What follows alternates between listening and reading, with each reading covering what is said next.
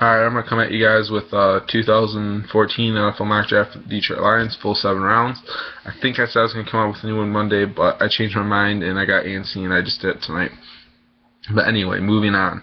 With the 10th overall selection in this draft, where the Lions are supposed to draft, I've heard rumors where they want to trade up, but I think they'd have to give up way too many draft picks to move up. So I'm keeping them at 10, where I have them getting Darqueze Dennard, cornerback out of Michigan State. Darqueze Dennard is a press corner, and I think that's what Detroit needs to do. We need a press corner who's going to come up and help in run support, and that it's an instant improvement to our secondary already. With Chris Houston not having an off season last year, I think he's going to come on strong this year. We have Darius Slay, who are still molding into a decent corner. We have Bill Bentley, I believe his name, is where we can put him in the slot where he excels the most. So that makes a lot of sense. So we're going to move on to the second round, where I think Detroit's going to address the wide receiver position if they don't address that in the first round. There's two guys that I'd like to see fall here. One being Kelvin Benjamin, the wide receiver at Florida State, but I don't see him getting past San Francisco in the first round. But if San Francisco decides to go with like a Devontae Adams or Jordan Matthews, possibly even the guy I have him getting here, I say Detroit should get Kelvin Benjamin. But as of right now, I have him getting this guy, Allen Robinson, wide receiver, Penn State. Allen Robinson's a big physical corner. He's not your fastest. He's not actually the biggest, but he's pretty much everything. He's got good route running ability. He's not the fastest, as I said, but he's 6'3", 6'4", 220 pounds. He's gonna go up and high point the ball, and that's what Detroit likes to do with Calvin. And I think that's what they're gonna like doing with this guy in Allen Robinson. Yes, we got Golden Tate. He's not a number 2 wide receiver, my opinion, but it's true.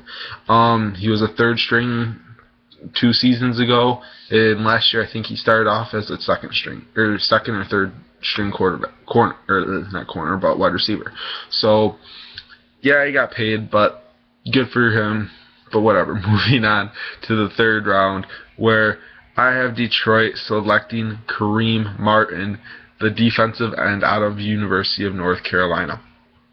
Kareem Martin reminds me pretty much of Ezekiel Ansah, minus that he's not as fluent. He's not as consistent. Let's put it that way. Ziggy Ansah was raw last year, but Kareem Martin is going to be a good pickup. He's going to be an instant improvement to Jason Jones, who I don't even like.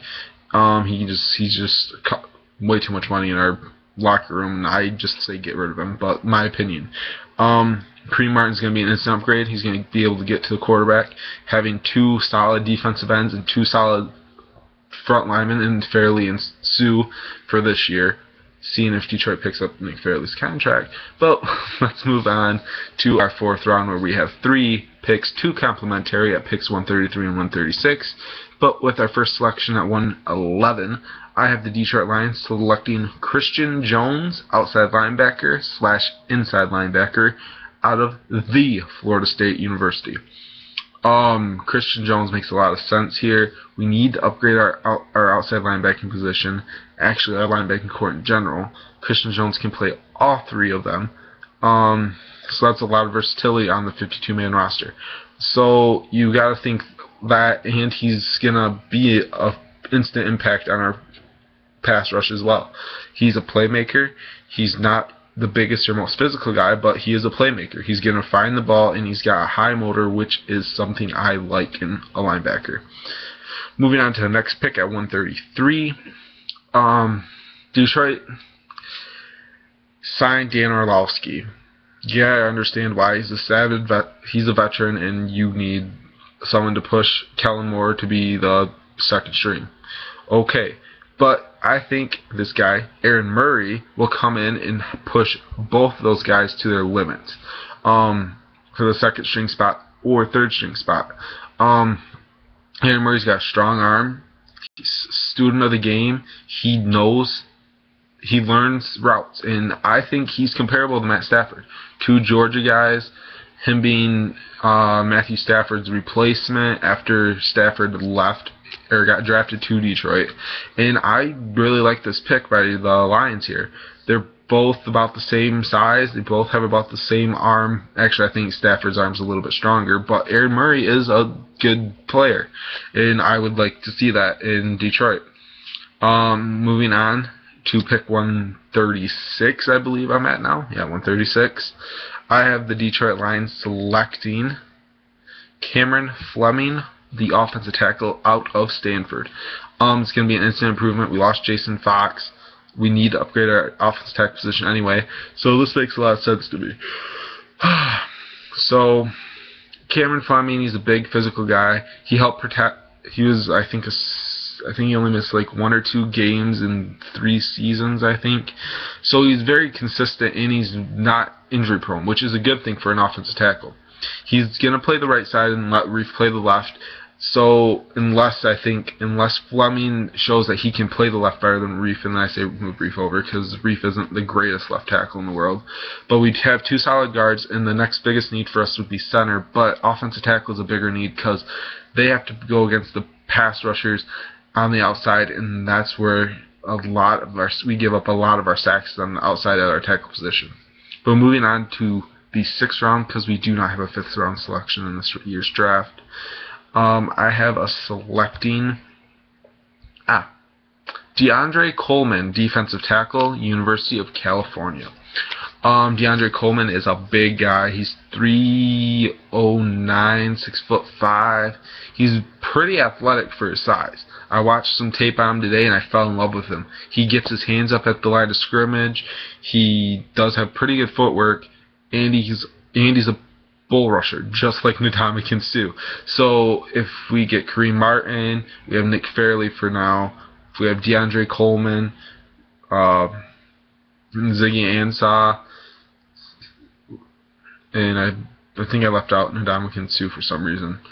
But if we get him, we'll have a solid front 5 for our goal line situations. And that's something Detroit has struggled with when they lost.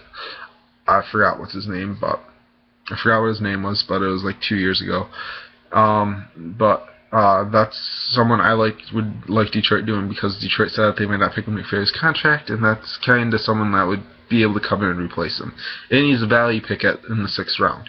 So moving on to the 7th round, where we finally address our last need, and that is offensive center. And I have Detroit getting Tyler Larsen. Yep, Tyler Larsen, offensive center out of Utah State. Great value here. He's going to come in, he's going to be a leader of this team when Raiola leaves, and that's going to help him by learning from Raiola, the most consistent center in the game. He's been in the league for 14, 15 years, I think. Raiola's getting older. He needs to retire. So that's what I think. And I will admit, all of these are projections from CBSSports.com. I'd like to thank them for letting me use their website, as they do everybody. But this is just their projection of where they think these guys will go, so I just plugged them in to where I think they would fit best, and that's in Detroit. Like, subscribe to my channel. Let me know what you think. If you're new to my channel, subscribe. I make consistent videos of the Detroit Lions, obviously, but I am open to making one for your team as well. So hit me up with your team if you want me to make one for your team, and I'll make it for you. But for now, I'm out. I might make another video sometime next week, maybe even sooner, because I get bored at home. So like, subscribe to my channel. Let me know what you think. I'm out.